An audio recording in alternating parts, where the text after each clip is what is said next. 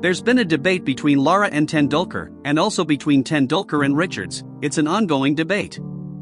Fans of all three batsmen have always claimed that their favorite batsman is better, and everyone has their own arguments. Richards fans claim that Richards was the most dominating, fearless, and he used to demolish bowling attacks. Sachin's fans claim it's about his consistency, the sheer volume of runs, his numerous records, being the god of cricket, and his class. Lara's fans also claim he had his own unique class. Additionally, they argue that Lara batted with a weaker West Indian team.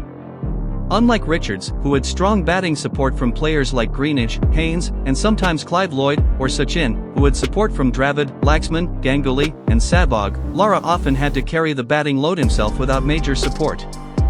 So, this point comes up. Let's check how much truth there is to this claim. So, in this comparison, we've checked this claim along with other factors to analyze the situation. Let's check the first claim that Lara's fans make, that Lara batted with a weak team. So, we checked Lara's performance compared to other West Indies batsmen of his era. We looked at the mean batting average of the top 50 West Indies run-getters from 1990 to 2006. Their mean average was around 27.88.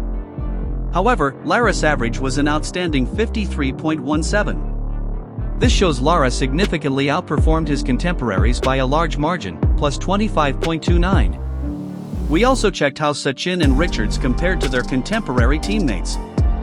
They also outperformed them significantly. Sachin's batting average was plus 20.90 higher than the mean average of his Indian contemporaries in his era, while Richards was plus 20.09 higher than his West Indian contemporaries. So, Sachin and Richards were quite close in this regard, both around 20 runs ahead. However, Lara leads here with a difference of plus 25.29. So, Lara genuinely leads in this aspect. The claim that Lara played with weaker batting support seems correct, and the data supports this.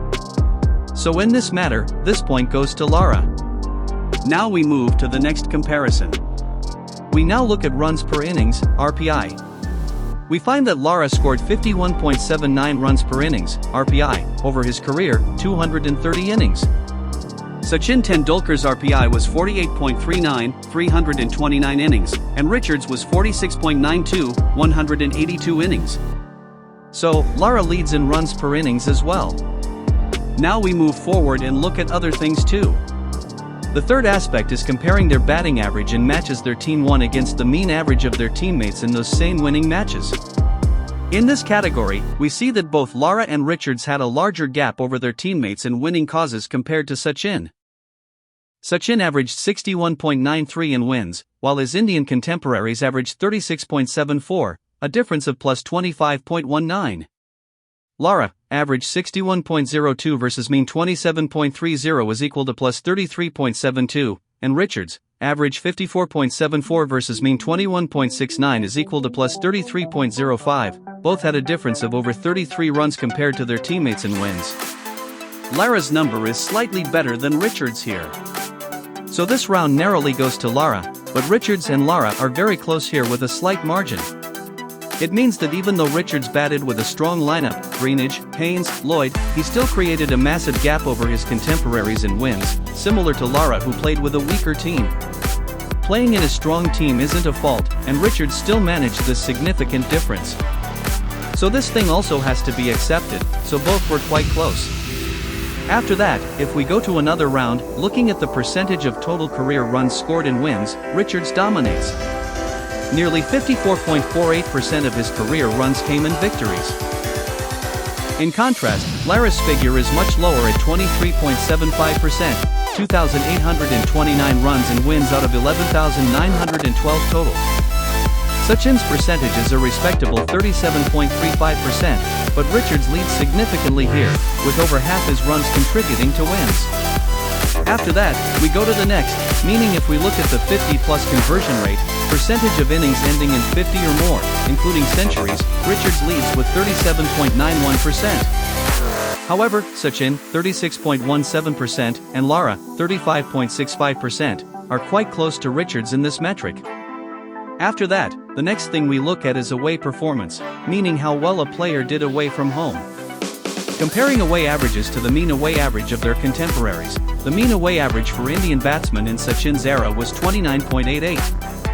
For West Indies in Lara's era, it was 26.62, and for Richards' era, it was 27.18. All three players significantly outperformed their peers away from home. Sachin leads in away dominance, with his away average being plus 24.86 runs higher than the era mean. When the Indian team played away, Sachin performed better relative to his teammates than Richards or Lara did relative to theirs. Richards comes second, plus 23.32, while Lara, plus 21.64, though still excellent, trails slightly in this specific comparison, but isn't far behind. Now we go to the next criteria, which is also an away criterion. We look at the details. What has always been the case in cricket is that in away conditions, if the average in a host country is above 40, it's considered excellent. Looking at away performance country by country, Sachin Tendulkar averaged over 40 in every country he played tests in, minimum 3 innings played, with his lowest being 40.00 in Zimbabwe. An average above 40 away is generally considered very good. Richards also averaged over 40 everywhere except for New Zealand, where his average dipped to 19.25 over 4 innings. If we look at Lara, in 2 conditions where he played more than 3 innings, India, 33.00, and New Zealand, 36.90, his average is below 40. While an average between 30 to 40 is considered mediocre rather than poor, he did dip below the 40 mark in these 2 places, unlike Sachin. So this thing goes in Sachin's favor, that Sachin never averaged below 40 anywhere, which is a rare thing. So this round has to be given to Sachin Tendulkar. So finally, when we summarize, we have seen that Sachin was the most consistent and globally versatile because in away performances, he never went below 40 anywhere. Lara had the most dominant peaks, especially performing well in wins and having excellent runs per innings. And he did it playing with a weak team. Richards combined impact with match-winning intent and showed sheer domination. Richards scored a lot of runs and wins, his conversion rate was amazing. And despite playing in a strong team, just like Lara's difference compared to his team, Richards was also similarly ahead of his team in wins. So this thing also must be accepted. So, the point is, among these 3 greats, there's no clear-cut answer as to who is the greatest. It depends on you, which factor you consider more important. We have placed the data before you, now you decide who is the greatest of them all.